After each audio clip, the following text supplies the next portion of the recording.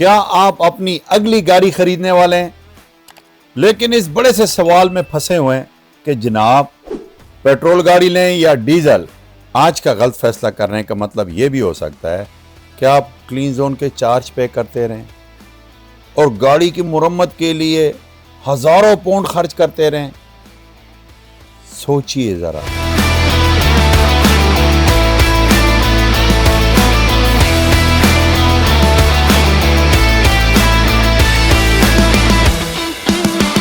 HTG car के social media पे आपको एक बार फिर खुशामदीद कहते हैं।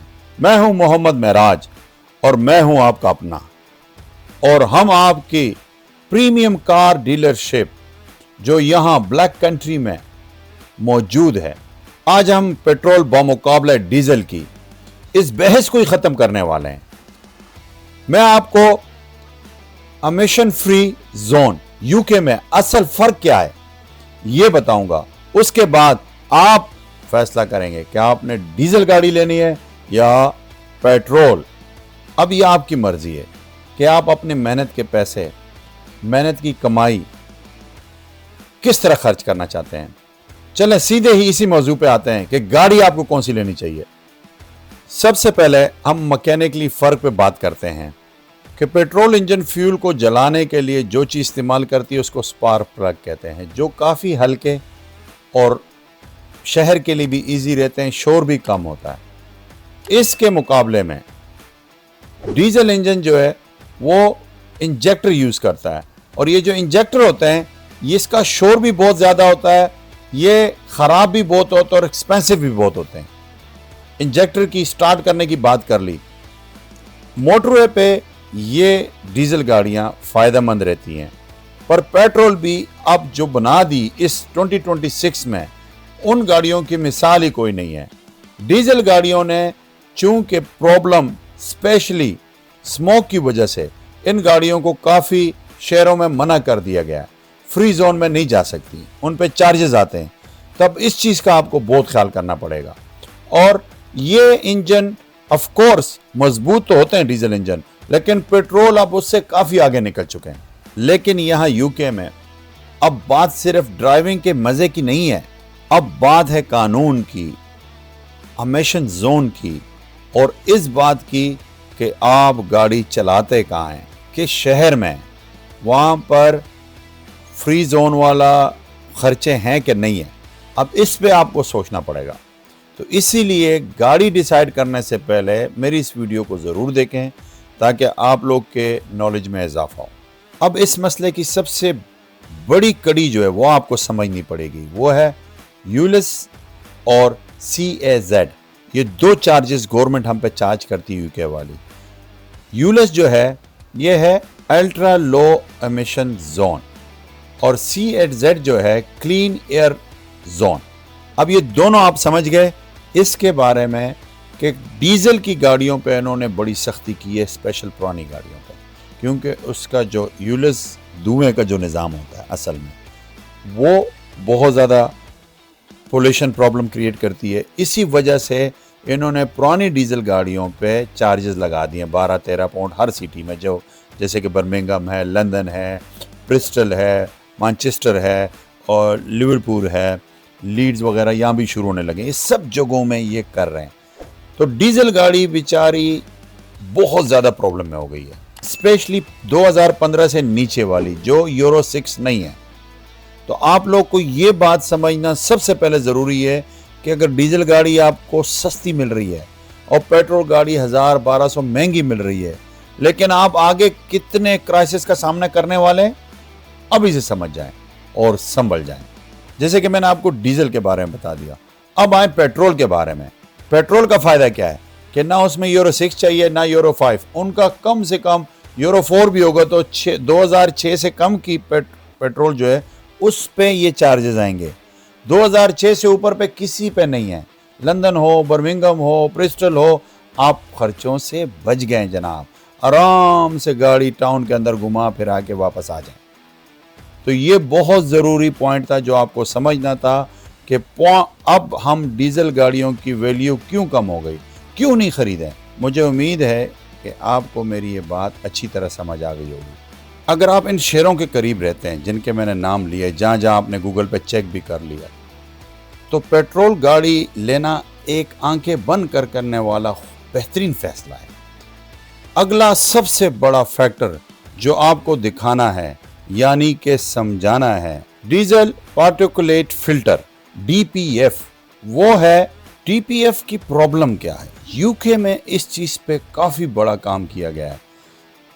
ये हम लोग सबसे बड़ी गलती करते हैं जब डीजल गाड़ी लेते हैं और ज्यादा चली हुई लेते हैं, तो उसमें अमूमन डीपीएफ की प्रॉब्लम आ जाती है और ये हमारी सबसे महंगी गलती है। इसको मैं महंगी गलती क्यों कहता हूँ कि 800,000 पाउंड का कम से कम खर्चा इस पे आता है। अब डीपीएफ के बारे में आपको सिंपल सी देसी अल्फाज में समझा देता हूँ कि भाई ये जो इंजन का काला धुआं होता है ना, ये जब डीपीएस फिल्टर में आता है तो उसको रोक लेता है और उसको साफ़ करता है, उसको क्लीन करता है, और इसी की वजह से ये जाम भी अक्सर हो जाता है। तो ये डीजल गाड़ियों में पुराने ज़माने में तो लोग चला लेते थे, लेकिन अब ये हमारी गवर्नमेंट इसको अलाउ नहीं करती कि इसमें प्रॉब्लम हो और आप चला लें।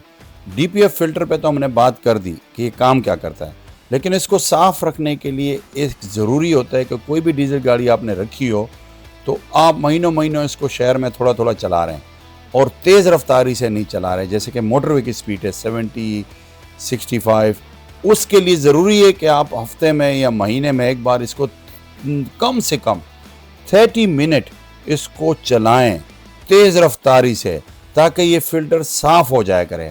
अक्सर हम लोग ये काम नहीं करते और ये डीपीएफ प्रॉब्लम शुरू कर देता है। तो इसकी वजह से भी ये डीजल गाड़ी हमें महंगी पड़ जाती है।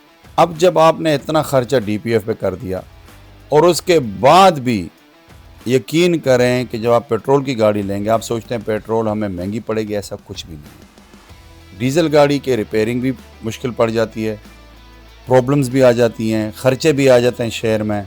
और पेट्रोल ये वो चीज़ है कि वो शहर में छोटे सफ़र के लिए सबसे बेहतर है। स्टार्ट स्टॉप का सिस्टम उनका बहुत बेहतरीन है, वो डीजल में भी है, लेकिन पेट्रोल ने आपके काफ़ी पैसे बचाए हुए हैं।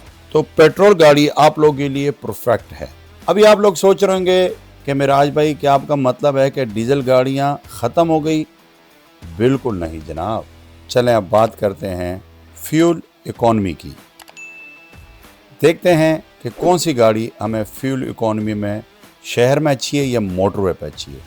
तो जनाब जब आप पेट्रोल स्टेशन पे जाते हैं तो तकरीबन डीजल आम तौर पे थोड़े से पैसे पेनीज़ में वो महंगा होता है, लेकिन मोटरवे पे वो आपको, जैसे कि आप मिसाल ले लें गोल्फ TDI 2 लीटर आपने डीजल में डीजल डलवा लिया, अब वो आपको कम से कम 70-75 माइल पर गैलन देगी। इसके मुकाबले में पेट्रोल आपको सेम 2 लीटर 50 से 55 माइल पर गैलन देगी। तो ये है डीजल का फ़ायदा। तो जनाब अब पहला आप ये सोचें कि आपकी माइलेज मंथली कितनी है। अगर आप डेली मोटरवे पे आते जाते हैं और आपका सफ़र ज़्यादा है तो एक तो छोटी इंजन वाली गाड़ी ना लें 1 लीटर 1.2 लीटर। दूसरा डीजल गाड़ी आपके लिए नई जो यूरो 6 वाली हो बड़ी मुफीद है आपके लिए, क्योंकि वो आपके हज़ारों पाउंड इसमें बचाएगी जब आप मंथली के हिसाब से ड्राइविंग करते हैं।